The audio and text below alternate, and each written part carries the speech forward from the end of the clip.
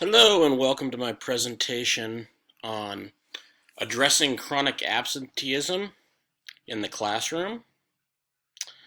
I've chosen to show a little picture of an empty desk here. Thought it would be fitting for the topic. Um, Chronic absenteeism is a problem that I've been dealing with among certain students of mine in the classroom pretty much all year long. It's a serious problem. It's having a negative impact on their academic performance. It's a common issue among classrooms and school districts. There's multiple reasons affect attendance and punctuality. Um, Studies have shown that habitual absence starting from an early age, especially kindergarten, can become amplified in the later years of education. Lack of parental involvement and communication with the school or teacher is another contributor. Single parent homes can be a factor because it oftentimes be harder for one parent to get their kid to school, not only to school on time, but sometimes in school, just to get them to school in general. And chronic health issues can play a factor if kids are out because of sicknesses or whatever is going on. Strategies. I chose the picture here of the strategy of three people because I ended up collaborating with the truancy specialist and the counselor during this time. Um, so we were kind of we were definitely a team of three. Uh, Family contact was the main strategy. Weekly phone and email interactions, almost to the point of being annoying for them. Um, Community involvement. Studies have shown potlucks and workshops. Potlucks are really good because it kind of sets a friendlier and easier tempo to get to know parents and explain to them the importance of punctuality and attendance. Collaborating amongst professionals, like I worked with the truancy specialist, counselor. Our principal was aware of what was happening. Um, Reward systems for attendance can be beneficial. This may not be fair or useful at the elementary school level because so many of our students at that age are completely dependent on their parents to get them to school. So it's sometimes the incentive of a reward isn't quite as useful for kids that age as it would be for maybe like a high school kid.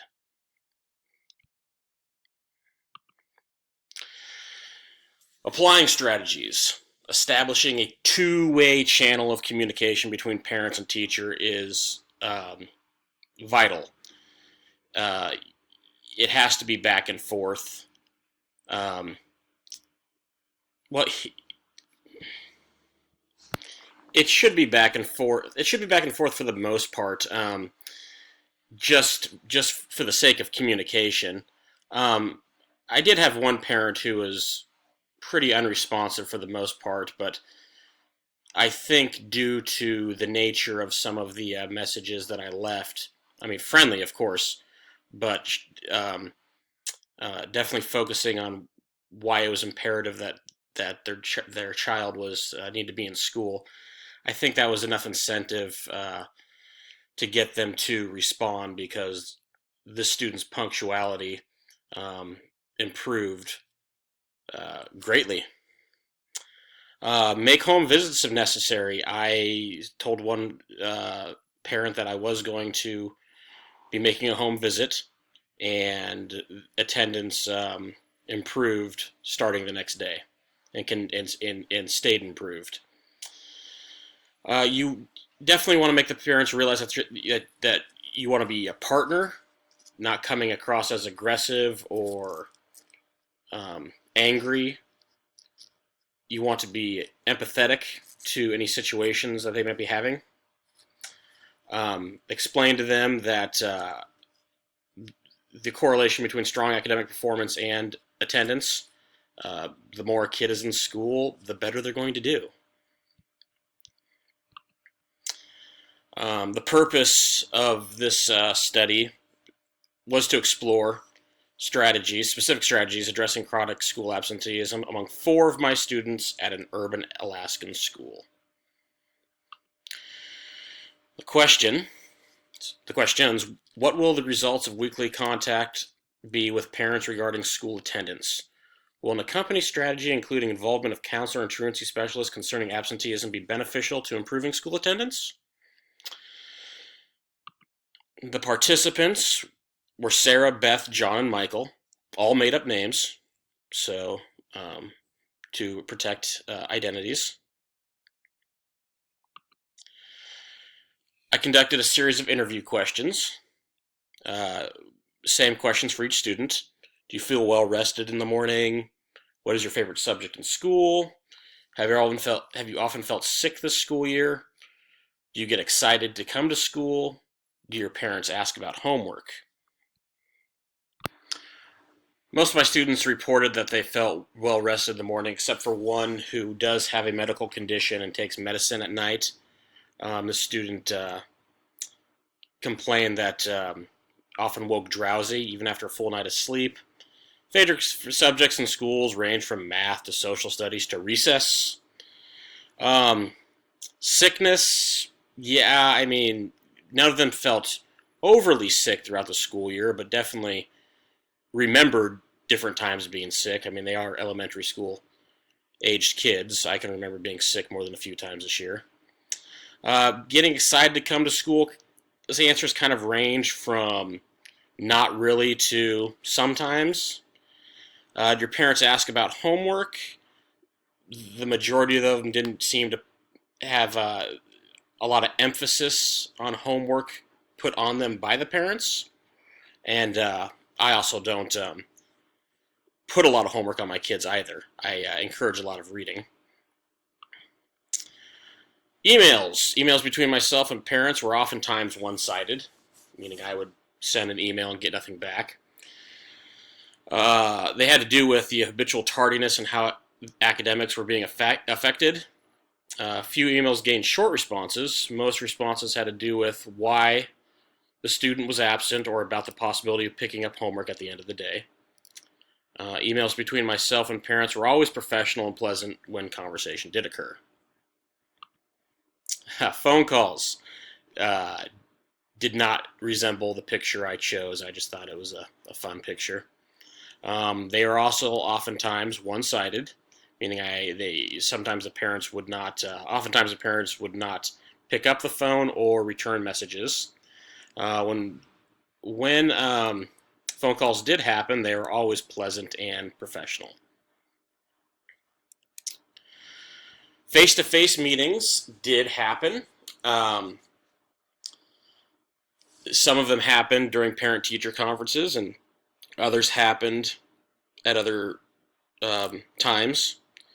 I met with John's mother twice, once with Sarah's father, once with Michael's mother, but I never met with either of Beth's parents.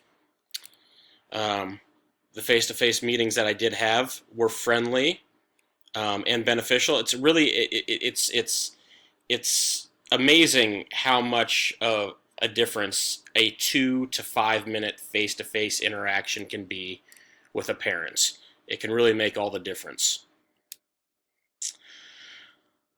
Teamwork was essential. Conversations between myself, the counselor, and the truancy specialist happened on a weekly basis. These conversations included brainstorming strategies to improve attendance among my 4 chronically absent students. Conversations happened on Tuesdays because that was a consistent day that our truancy specialist was at the school. Truancy specialist and counselor also helped in making phone calls and sending out emails. Not to the degree that I did, but I think their emphasis, I think having more than just one professional reaching out to the parents was more beneficial than just having one professional reaching out to the parents. I think the parents realized when 3 people were putting emphasis on the same issue that the parents did realize that attendance was something that was important and needed to be addressed. The analysis of the study: Beth's attendance greatly improved during the month of March. She had one excused absence during the month. Sarah had two absences and was tardy multiple times. She would often show up to school very late. However, her overall absences did improve. Michael's attendance improved greatly in March. He had one excused absence and was tardy twice. John's attendance has not improved despite having more contact with his mother than any of the other parents. He had seven absences and one tardy during March. It seems like two of my students, their attendance have still stayed um, improved, and the other two have actually habitually gotten worse even after the study. Um, so, what will I do in the future in regards to what I learned from the study? I'll continue using the strategies that I applied because the data did show a positive impact, at least with some of my students.